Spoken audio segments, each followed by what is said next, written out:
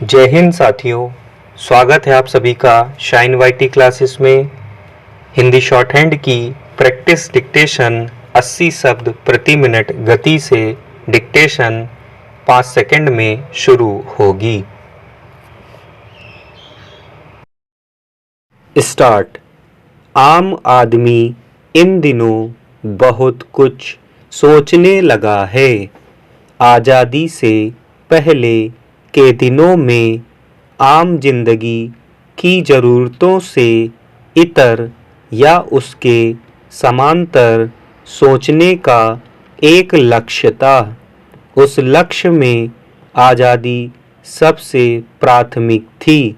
उसे ज़्यादा सोचने की ज़रूरत नहीं पड़ती थी, क्योंकि सामने कुछ स्पष्ट मार्ग थे और साथ थे महान मार्गदर्शक संस्कार और उसूल।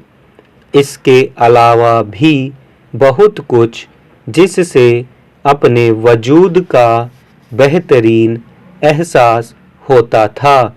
एक नई आत्मसंतुष्टि का भी आभास होता था। कई लोग तो हंसते हंसते खुद को बलिदान कर देते थे, अपना सब कुछ न्यौछावर कर देते थे। आज यकीन नहीं होता कि हम उन्हीं बलिदानियों के बाद की पीढ़ी के हैं। कई बार यह सोचकर शर्मिंदगी होती है कि ऐसे लोग भी हैं यहाँ कि सिर्फ एक कागज को इधर से उधर करने के लिए अलग से कुछ पैसे सामने वाले से हथिया लेते हैं, वरना उनका काम रुक जाता है।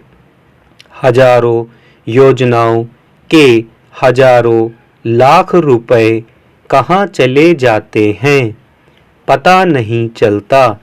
हम ही असमानता से बिखरने लगे थे, लेकिन पैसों का केंद्रीकरण सिर्फ कुछ लोगों के पास हो गया। इन दिनों खुद पर पड़ने वाली नजरें भी हमें सोचने पर मजबूर करती हैं।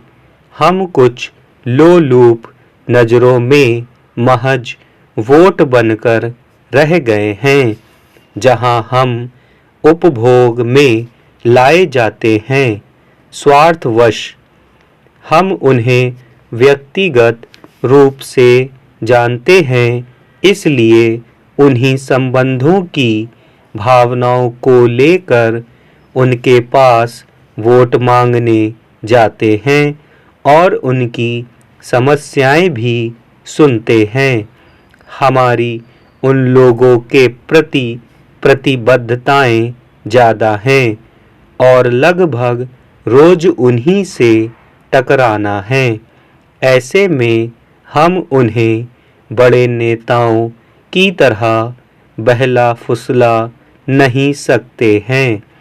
दूसरी तरफ कुछ की नज़रों में हम उन बड़ी बड़ी कंपनियों के लुभावने दावों से प्रभावित होने वाले ग्राहक भर हैं, जो अपना सामान बेचने के लिए तमाम भावनाएं लूट लेते हैं। मुफ्त वाले माल को नकारने वाले आदर्श को अपनाते अपनाते हम एक के साथ दो मुफ्त वाले आदर्श अपना बैठे हैं।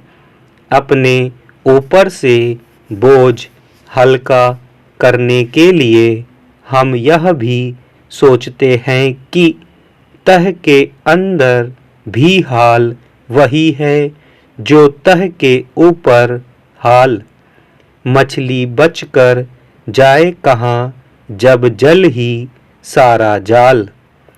हम बाबा खड़ग सिंह की उस कहानी के बारे में भी सोचते हैं, जहाँ से विश्वास का संकट शुरू हुआ था।